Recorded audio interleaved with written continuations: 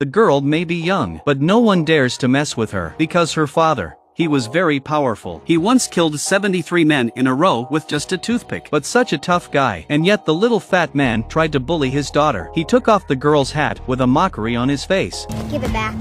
You scared? I said, give it back. The fatty pushed the girl straight down. Fatty gestures at her face and asks if she's going to cry. I asked you twice. The girl punched him in the stomach. She then drops the boy with a right hook. The girl then picks up her hat and walks away in style. And the fat boy's nose was broken. Both parents were invited to school by the teacher for the fight. Fatty's mother had a hot temper. When she saw Jason, she came straight at him and tried to arrest him, but the teacher talked her out of it. She thought that was the end of it. But Jason had just walked his daughter out of the school. They ran into Fatty's family. Fatty's mother encouraged her husband to go after Jason so as not to lose face. The man pushed Jason with his hands in a vicious manner. Jason didn't want to make a bad impression on his daughter. He turned to leave, but the man suddenly threw a punch. Jason blocked and turned around and took the man down. He then swats the man's arm away at 90 degrees. The trouble is over. Jason was ready to leave.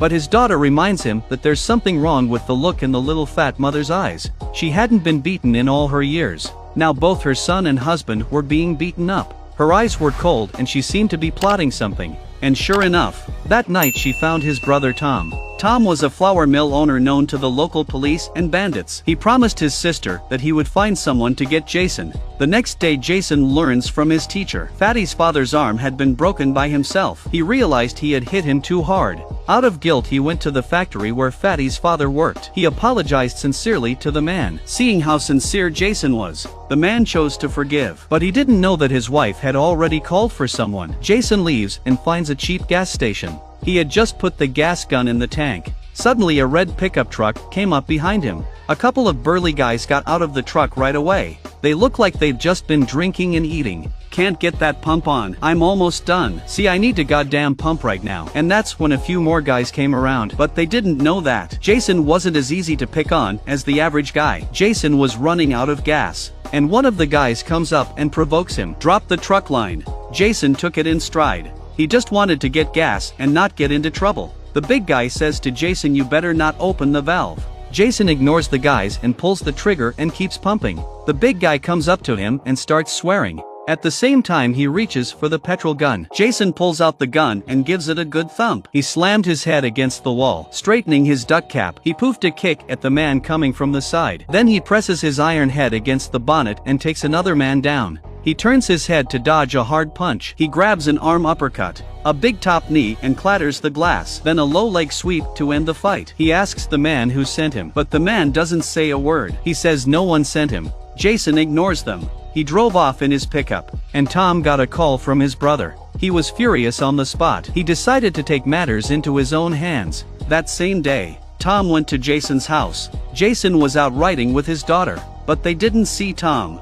Tom slashed the tires of Jason's pickup truck with a knife. Then he snuck into the house. In the basement he found some strange files. He took one out and opened it. It was Jason's personal information. At that moment the sound of horses came from outside the house. He rushed to pick up the file and took a live cat and a rabbit doll and left quickly. In the evening his daughter suddenly notices that the cat is missing. Jason immediately went out to look for it. But when he found the pickup truck, he found a punctured tire. His Mediterranean sensibilities made him realize something was wrong. Sure enough, he found something in a nearby tree. He got closer and saw that it was half the head of his daughter's rabbit doll. It was a blatant threat. Meanwhile, Tom goes through Jason's files. He discovered a shocking secret. He immediately contacted his girlfriend out of town to meet her. It turns out that Jason was once a top FBL. On one of his missions, Jason managed to capture the drug lord Nick.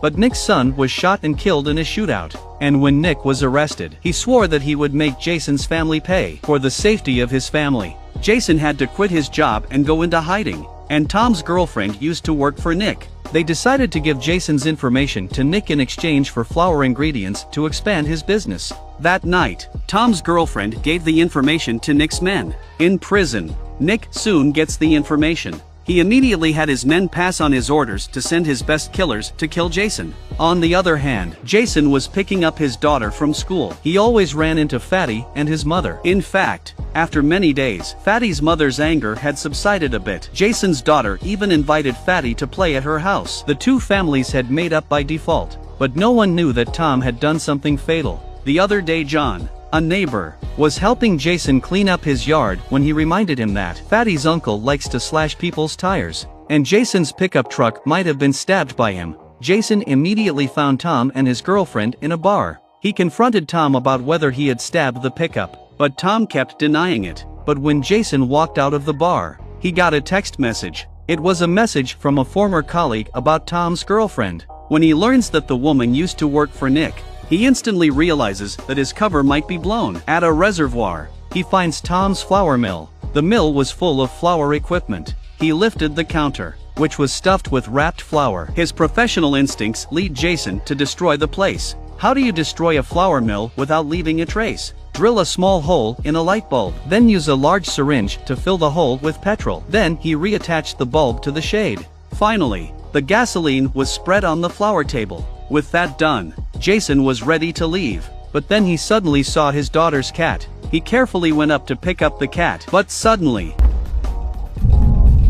he wakes up again. He had been surrounded by some strong men. They were the same guys from the gas station that day. They were beating Jason up. His hands were tied firmly in place. But don't think that's going to stop Jason. After the beating, the fat guy said he wanted to teach his daughter a lesson. The next thing you know, Jason's doing an iron head kick. He gets up and clicks, turns around and kicks another man down. A side kick puts another man down. Even if Jason didn't use his hands, these guys were no match for him. After the fight was over, Jason picked up his hat. He greeted the fat man who had said he would teach him a lesson. When he got home, Jason rushed to get his bags and take his daughter away, because he knew someone would be looking for him soon. And sure enough, on the other side, Nick's men had found Tom. Tom wasn't expecting so many killers. He didn't want to be a part of it. He chose to let his girlfriend lead the way for Nick's men. That night, the killers arrived at Jason's house. A man walks into the horse corral with a gun, but Jason's neighbor,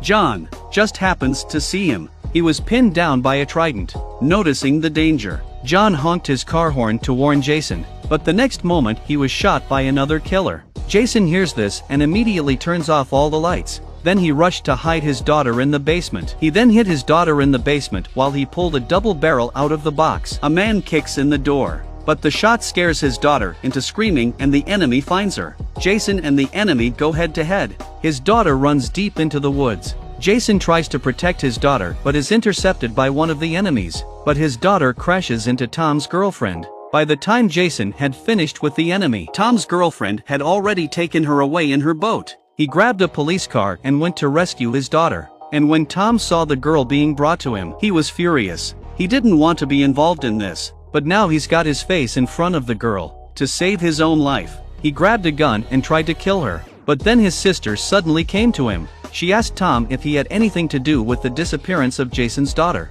Tom tried to deny it, but the noise of the girl in the house caught her attention. She tried to turn on the lights to check. The mechanism Jason had set up earlier had destroyed the whole building. Tom's heart broke at the sight. The factory he had worked so hard to build had been destroyed. He was furious and tried to steal the girl from his sister to make a deal with Big Brother. But during the argument, he accidentally shot his sister.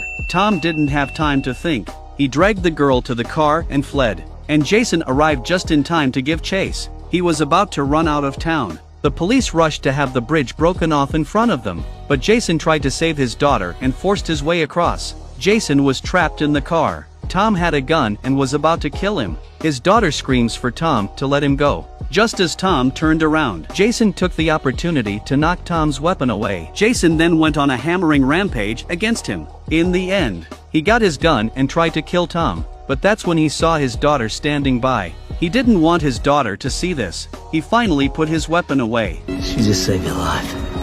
A few days later, someone came to visit Nick in prison. He thought his men had brought him good news. Instead, he saw Jason. I'll be waiting. Well, I'll see you next time.